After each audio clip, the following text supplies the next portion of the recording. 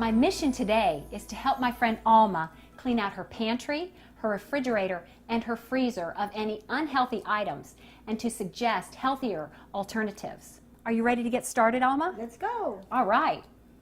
The first thing you'll notice is that Alma's pantry is very compact. Having a small pantry can actually be a benefit to your health. This is because folks with big pantries tend to fill them up with many different boxes and packages of processed foods. Filling your pantry and refrigerator with single ingredient foods as much as possible keeps things very simple and encourages you to prepare meals from scratch.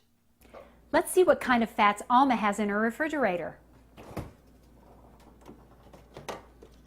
I see butter. That's fantastic. Butter is by far the most important fat to have in your kitchen, and it pays big health dividends to buy the best you can afford. Using any of the butter substitutes on the market is not a good idea, as these factory fats cause inflammation in the body and contribute to degenerative disease and growth problems in children. Looking in Alma's pantry, I don't see any liquid vegetable oils like canola or soy. This is very, very good. Most people buy these types of health-robbing vegetable oils, and it's really not a great idea. So Alma, you are way ahead of the game here. In addition to butter, I would suggest adding some traditional fats like coconut oil, tallow, or lard. You can find places to mail order them in the Weston A. Price shopping guide. The final fat I would strongly suggest that you add to your refrigerator would be high vitamin fermented cod liver oil. Cod liver oil is kind of like an insurance policy for your health. Most people don't eat liver anymore like they used to, so taking a daily dose of cod liver oil provides the critical fat-soluble vitamins A and D to the diet, and the delicate omega-3 fats that most people are deficient in. Scanning your pantry, Alma, I see a few items that would be very good to get rid of, like saltine crackers, organic breakfast bars, and chips. Eating a few refined carbs every now and then is not a problem for most people.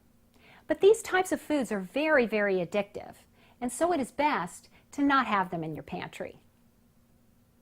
They are also a big source of calories, but offer virtually no nutrition, even if organic.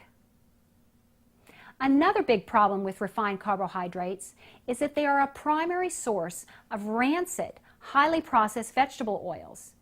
So even though you don't have any vegetable oils like soy or canola in your pantry, eating these types of foods, you're still getting a lot of these health-damaging oils in your diet just the same.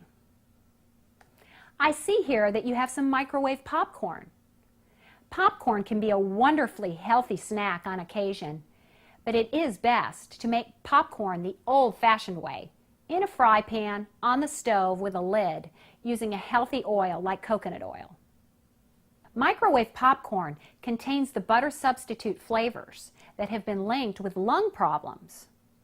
Also, microwaving food denatures the food and has been shown to increase carcinogens in the blood. You have some brown sugar in your pantry, which is certainly a better choice than white sugar. Brown sugar is still rather processed though, so a better choice would be sucanate or rapadura, which is just dried cane juice from the sugar cane. Another natural sweetener that is good to have on hand in the pantry is grade B maple syrup, which is rich and full of minerals, unlike the cheaper quality and sometimes more expensive grade A maple syrup, or the corn syrup sweetened maple syrup substitutes.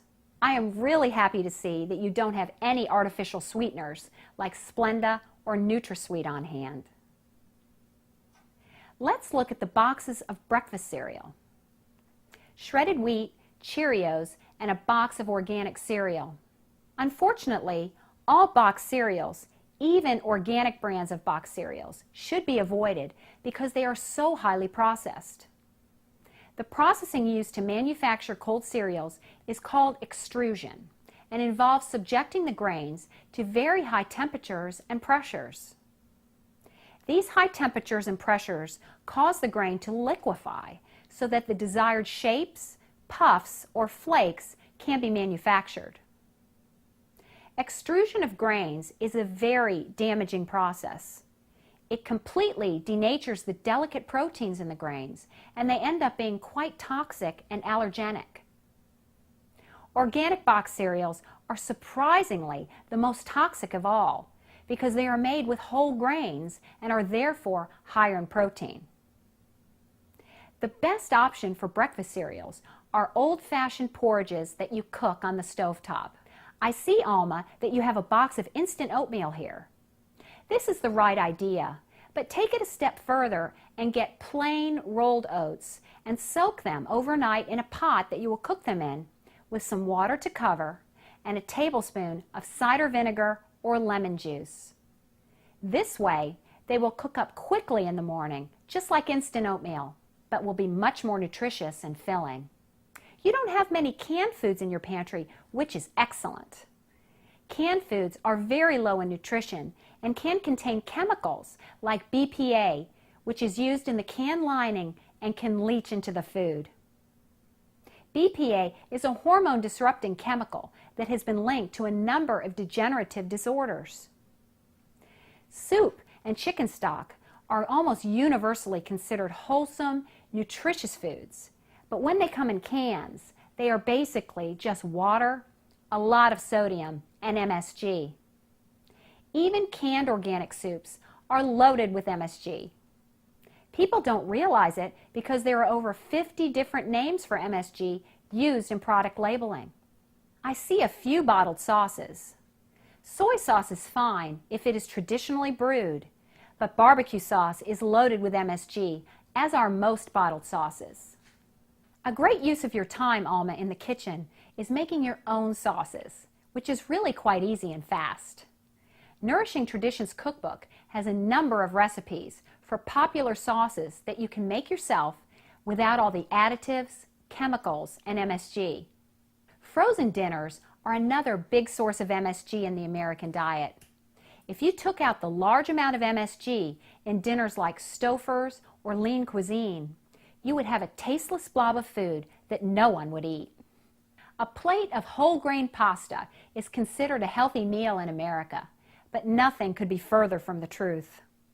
A bowl of wheat pasta is not only full of anti-nutrients such as phytic acid that block mineral absorption, but makes for a very carb-heavy meal that is sure to quickly spike and then drop your blood sugar, making you sleepy and wanting a nap in short order.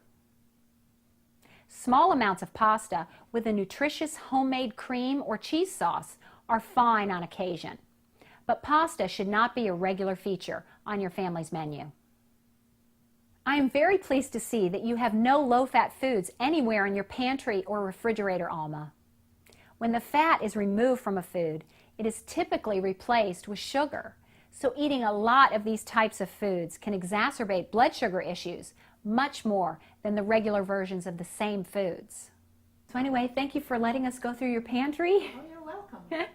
If I could give you 3 steps to further improve your pantry, they would be, number 1, add a few more traditional fats in the form of extra virgin olive oil, coconut oil, lard or tallow, and cod liver oil. Ghee or clarified butter is also an excellent pantry-stable cooking oil. Number 2, try reducing or even better, eliminating refined carbs like cookies, crackers, and chips in your home, and switch to homemade sweets and snacks, as well as breakfast porridges instead of boxed cereal.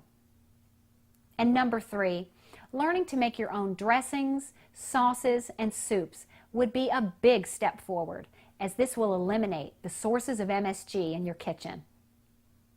These 3 things will no doubt leapfrog your health to the next level. This is Sarah, the Healthy Home Economist and chapter leader for the Weston A. Price Foundation. Thank you for watching today, and I'm wishing you all the best in the kitchen.